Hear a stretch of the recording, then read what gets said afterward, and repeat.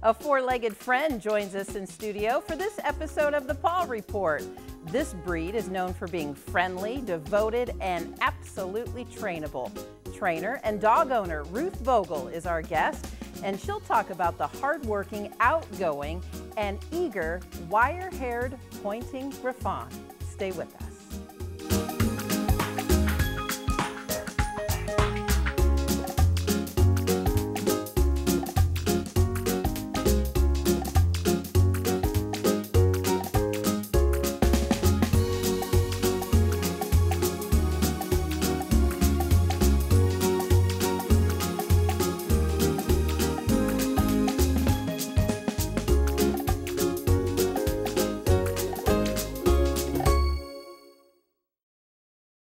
It's almost impossible to imagine life without internet today. It keeps us connected to work, school, and loved ones, no matter where they are. Fidium Fiber Internet now serves over 1 million locations, providing reliable, consistent service that keeps these connections strong.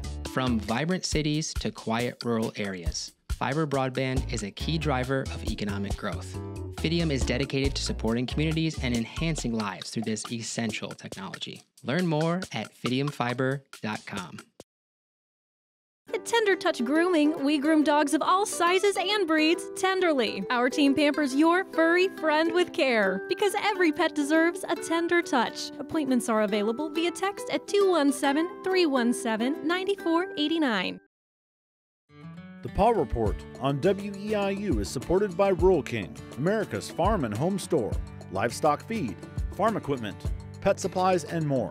You can find your store and more information regarding Rural King at ruralking.com. Dave's Decorating Center is a proud supporter of the Paw Report on WEIU.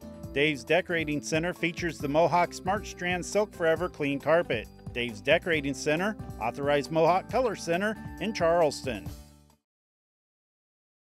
Thanks for joining us for this episode of the Paw Report, and it's fitting it's called the Paw Report because we have 4 paws with us today, and of course a human friend too. We'd like to welcome Ruth Vogel and her buddy Hart to the Paw Report program today for a special episode on, well, Hart and his breed. So thank you so much for joining us, Ruth. We appreciate you traveling from Effingham County to join us in Charleston. Happy to be here. And this is Hart. We're going to, as we always put our new guest on the spot, introduce yourself and talk about your introduction into being a pet mom and training Mr. Hart here. Okay. I'm Ruth Vogel. I have been training dogs since, I think, 1985, which kind of gives away my age. My first dog was a Rottweiler, and then within a week I knew I had to do obedience training with him. Had several other Rottweilers after that and just got hooked on the sport of dogs. And Hart, here. There you go, Hart. Introduce us to Hart and how you kind of migrated from having Rottweilers to now. Maybe you can introduce us to the breed of Hart, how you've kind of introduced yourself to the Griff. Okay. This is Hart. Moonshine's heart beats red, white, and blue. He is a wire-haired pointing Griffon, a versatile hunting dog, fur and fowl, though in the States mostly they're used for upland game and waterfowl. I was watching the Westminster Kennel Club Dog Show one evening. Like all of us do. Yes, kind of thinking about a different breed of dog, and I saw the loveliest, we call them WPGs, on there, Fireside's Rollick and Ruckus. And the name caught me, the look of the dog caught me. So I started researching, looked at that dog's pedigree, looked at that whole breeding program and thought, well, that's probably where I want to get mine. And mostly I thought I was going to have to drive to one of the coasts, East Coast or West Coast, to get him. Mm-hmm. As it happened, I was at a dog show in Des Moines, Iowa, showing one of my Rotties. And they have a Meet the Breed program and somebody had written in Wirehaired Pointing Griffon, and I looked under the table, and there was a Wirehaired Pointing Griffon who lived about 30 miles from me. Oh my goodness. And just the pedigree I'd been looking at. So I was delighted, talked with the owner. She told me they would be breeding her if she passed her health clearances before her next cycle. She did pass her health clearances, they did breed her. But in the meantime, the breeder checked me out, asking our mutual acquaintances, would Ruth be a good person to have one of my dogs? And apparently I passed the test. You know, you said you did research, and I know that's just not a few clicks on the internet. I'm sure you spent some time learning and getting to know the breed and understanding, which we're going to get into more about it, but I'm sure you spent some time doing that. I did. I looked at pedigrees. I saw common dogs in different pedigrees that were coming down to the look that I really liked, which is what that particular kennel was producing. I checked with the American Wirehaired Pointing Griffon Association, which is the AKC parent club for Griffs, and looked at what they required for health clearances for breeding stock. Learned that overall the Griffs were pretty healthy. And I thought, as a sporting dog, being able to work in the field away from the handler, go out and find their birds and be steady while the bird is flushed and shot. And I decided, well, that would fit with my like of obedience and tracking. And of course, I love a beautifully structured dog also. And that he is, and I know you have another Griff at home. His name has some significance too. I know that when I was first introduced to you, I kept calling him Hank. I don't know why. I guess he kind of looks like a I bet Hank. there are a lot of Griffs named Hank, yes. But this beautiful boy, his name is Hart. Tell us again his papered name, maybe a little bit about his litter, and how he got his name, Hart. Okay, his full registered name without titles is Moonshine's Hart Beats Red, White, and Blue. Hart is spelled H-A-R-T. Moonshine's is the kennel name. The breeder happens to like moonshine. And all of Hart's roan marking here, the mixed colors, when the puppies are born, that's almost a solid white, and the dark is so dark it's almost black, though a Griff should never have black.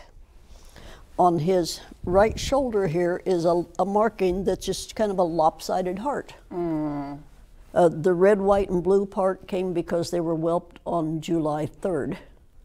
So the whole litter, 9 of them, as I recall, all had some sort of patriotic theme. He has a sister named Sparkles. Well, I tell you what, he has a big heart. I greeted you at your vehicle, and he was wagging away and slobbering away and wanting to give kisses. And then when we walked into the building, every person he greeted, he just came up, gave a kiss, and wagged his tail. So big heart he definitely has. He is very friendly and social. You know, you talked about doing a lot of research, and you mentioned that, but you also probably had to do some research on the history of these dogs, and these dogs date back to the 1800s. Tell us about their origin. Yes, they do. I'm going to have to look at my notes here. Absolutely, that's okay. The person who developed the breed was Edward Carroll Corthals. He lived from 1851 to 1896, died at a very young age. He was the son of a wealthy banker and cattleman, and he also, in 1873, started breeding to create what he called the ultimate walking hunter's dog. They're bred to be hunted behind with the hunters walking. You know, some of the other field dogs are bred to where the hunters are on horseback. But he's the walking hunter's field dog. He, of course, it's training in part, but he'll go out, he'll come back, he'll go out, he'll come back. Always comes back to check on me.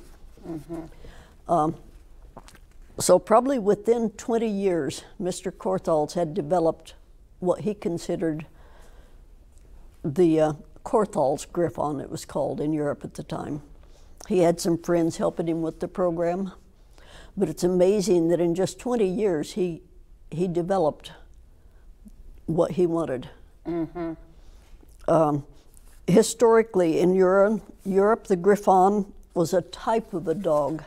It was a wire coarse-coated dog rather than a breed of a dog. So Mr. Korthals took several of these different Griffons, maybe some setter, maybe some pointer. He kept very careful records and developed the Korthals Griffon. In the States, it's the Wirehaired pointing Griffon.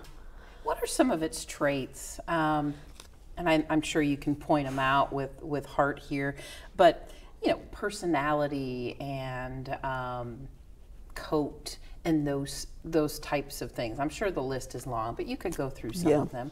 Well, the coat obviously should be a wire-haired coat. The dark hair is softer because that's considered kind of an undercoat. They're double-coated.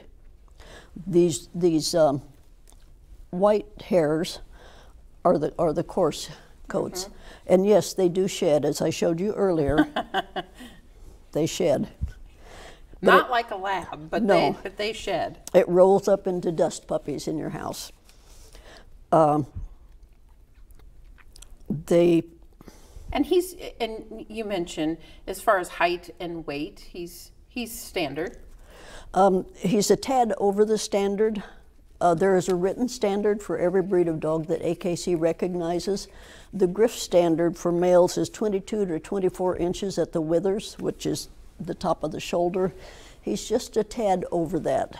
The Griff standard says that oversize is to be severely penalized, but it's not a disqualifying fault. So when I show him in the confirmation ring, if the judge likes him better than the others, he will kind of let that. Yeah, and I've had them tell me he is oversized, you know, when that goes against him. I understand that. Right, right. What about energy level? He's obviously taking a little snooze right now. Energy level, good with families, his activity level, those types of things. He does have an off switch, as you can see. He travels beautifully. We can go across country and never hear a peep out of him in his crate in the back. Good family dog. Yes. You said you'll sit in your chair at home and he's just right there with you, you know? He's always with me. He follows me from place to place to place in the house. Maybe that's how he gets some of his exercise. Gets his steps in, right? But as soon as I let him out the door, he is off. In our relatively small backyard, he chases Tweety birds, he chases bird shadows. Do you chase cicadas? Because right now we've got those all over the place, bud. Yeah. What about with kids? I would assume that he loves people. He loves people. He has been good with all the kids that he has met. It's rare to find a Griff with an aggressive or a dangerous personality. In their hunting tests, they have to hunt as a brace, two dogs loose together. They have to get along with other dogs. And with the other hunter in the field. And when he's tested, there will be two judges, two gunners, bird planters, and the two handlers and the two dogs all in the field at the same time. Hart, here. Hart, good boy. He's a tireless hunter. He loves lots of rigorous exercise. Top-notch hunter, swimmer, pointer, all accurate? Yes. I had the good fortune to get acquainted with a lady not far from here who raises German short-hair pointers. Hart, good boy, sit. Good boy. And she has done hunt tests with her dogs, and so she was able to train me to train him. Now you mentioned German wire-haired pointer. Different than Griff. Yes, entirely. Hart, I'm sorry. Yeah. Entirely separate breed. The German Wirehair, in my opinion, and I'm not an expert on this, is probably a little taller dog. Certainly less coat than him, though you would find some with the heavy coat. And they might be a little more hard-headed than a Griff, though I'm not absolutely sure of that. What about some other grooming, exercise, nutrition? And we're going to spend some time doing training because that's Okay. what you focus a lot of your energy on. But just, somebody that's out there curious about this breed, what are some of the other things that you can tell us about those aspects? They do require some grooming. For the show ring, we hand strip them. I showed you how some of the hair comes out. Mm-hmm. And you can literally pull the hair out, pull out the dead hair, which takes his coat down. Exercise? Lots of it. Mm-hmm. Yeah. Being a hunting dog. Yeah. On the grooming, this is one of the types of combs we use because the oh yeah. Mm-hmm. the tines roll, and it goes through that wire coat easily. But lots of exercise? Yes. If he doesn't, when we go out sometimes, I might walk a mile and a half, and I'm sure he's covering 10 because he's off lead. Fortunately, with all of his training, if we run into wildlife, I've been able to call him off the wildlife. To this point, I've called him off a running deer, a running cat, and a running rabbit, and You follow commands, Hart. That's good. Yes. So let's talk about commands and training because you spend a lot of time to this day doing that with him. Take us through, when he was a pup and kind of what you've been through with him and what you continue to do today and how important it is. Well, we went to Pennsylvania to get him. I said I'd have to go to the East Coast. But once we got him home and he'd had his second round of vaccines, then the first thing I did was put him in a little harness and we went tracking, which is one of the things I love. It's an AKC sport where they're in harness on a 30 to 50 foot line, and they have a start point with a personal article of the person who walked and laid the track, and just from their nose, with me as a handler not knowing where it goes, theoretically, in training I do know where it goes, but for a test I don't know where the track goes, and he has to use his nose to follow that person's scent on the ground and find whatever articles were left. That's what I love the most. I always do obedience training with my dogs because what the heck, it's fun. And it's nice to have an obedient dog. If I hadn't trained him, I wouldn't have been able to call him off that deer, the rabbit, and the cat. Or bring him in an environment like this, Exactly. where it's new, can be stressful. There's a lot of lights and new people and that sort of thing. And he's been perfect. He has had a lot of experience. He's been to a lot of shows. We were in Bloomington this past weekend, although I couldn't show him because he had injured a toe.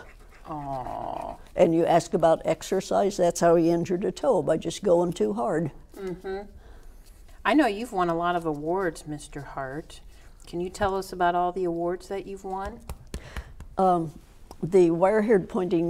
American Wirehaired Pointing Griffon Association, he's going to want to stay with you, has an awards program, and at their awards banquet, in conjunction with their national specialty each fall, they give out the annual awards that one has applied for. We were in Helena, Montana for our specialty last fall, and he won a Field Dog Award, Field Dog of the Year Award, Wow. A Corthal's Griffon Vision. Which is the man that you talked about. Yes, and that vision, for that category, one must be a bench champion, which he is. He's a grand champion, plus have field titles to, I believe, the master hunter level, which he is. He's a master hunter. And then there's also the Versatile Griffon Award, which is where all of my other activities, the tracking and the obedience work comes in. They have 6 categories, and you need a given number of points out of 4 of the categories for a Versatile Griffon Award. Have you ever been called or asked about helping track something, or, you know, other than training? You know, like bloodhounds sometimes are called in for something similar. Has he ever been called for anything like that? No, we have not. Fortunately, in McLean County, there's a very good search and rescue group that they get call-outs frequently, unfortunately. Right, right. Somebody has inquired about, if I get a deer in the fall and we can't find it, could he track it? And I said, probably, we'd try. Yeah. A lot of people use dogs for blood tracking, which is tracking deer. Right. You know, if there's a family out there that maybe like you is doing some homework, they're seeing this episode and they're inspired by this breed, what can you tell them? You know, what would be some of the most important things that you could tell somebody that's considering owning a Griff? Well, first of all, as a sporting dog, he is high energy. I mean, he's a cuddler too, but he's high energy. He needs his exercise. He needs a good quality food. And if somebody's considering a Griff, or any breed for that matter, do your research. Find out what the breed was originally bred for, because that is how they're going to be. He's bred to be in the field for all day long, and you'd expect him to be active for the greatest part of that time. What gives you, as a pet owner, the most joy with him? And I know you have another Griff at home that's a little bit older, but you know, it's funny because you said you started off with Rottweilers, and you know, sometimes when pet owners get attached to a breed, that's their breed. That's what they stay with and keep, because they're comfortable and they know them. But you know, what gives you the most pleasure with this type of dog? With the Griff specifically, they're so friendly and affectionate. They're soft. In the training, you do need to be careful. You can't be harsh with them. My first Griff, after training 15 years of Rottweilers, I was probably too harsh with him. And with him, I need to be sure that he's happy in his training. We spend a lot of time praising him, giving him treats. He's very fond of Swiss cheese. And it's just, when I can get him to understand what it is I'm asking him to do, and he does it correctly, that's just such a joy to me, and it makes him happy too when I praise and treat him for, hey, I did it right, she likes it. Well, we have just a couple of minutes left in our talk today. Can you think of any funny, silly stories that maybe Hank, that you think about and it just makes you laugh? Probably several. Probably several. I have a friend who refers to Griffs when they're running as they look like demented teddy bears, and they do.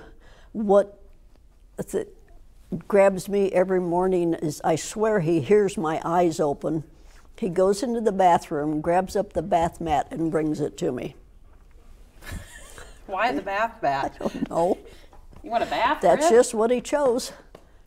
But he is, Hart here, he always has to have something in his mouth to greet you with. My husband's shoe, like as not, because he leaves his shoes around. He doesn't chew on things. He just brings them. He just brings them. And the best thing that you could tell pet owners out there, again, maybe somebody that has a Griff, getting a Griff, best advice you could give to them? First, be very careful about where you obtain your Griff. I would recommend people go to the American Wirehaired Pointing Griffon Association, which is the parent club. They have a website. Or the NAVDA, North America Versatile Hunting Dog Association. They both have breeders programs. The AWPGA in particular will they have suggested health clearances where any breeding stock should have hip x-rays, elbow x-rays, eyes cleared by a veterinary ophthalmologist, heart cleared by a cardiac veterinary, and a thyroid test. But some of them do have a thyroid problem. Mm-hmm. And by getting all of those things cleared, you're having a better chance of having a healthy animal, a healthy pet. Mm-hmm.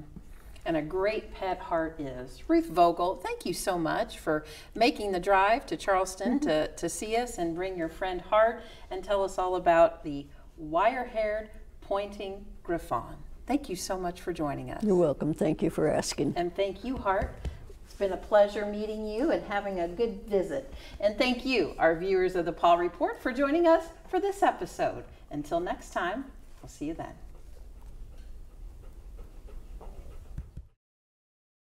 Dave's Decorating Center is a proud supporter of the Paw Report on WEIU. Dave's Decorating Center features the Mohawk Smart Strand Silk Forever Clean Carpet. Dave's Decorating Center, authorized Mohawk Color Center in Charleston. The Paw Report on WEIU is supported by Rural King, America's farm and home store, livestock feed, farm equipment, pet supplies, and more.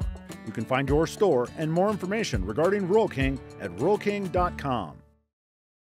At Tender Touch Grooming, we groom dogs of all sizes and breeds tenderly. Our team pampers your furry friend with care, because every pet deserves a tender touch. Appointments are available via text at 217-317-9489.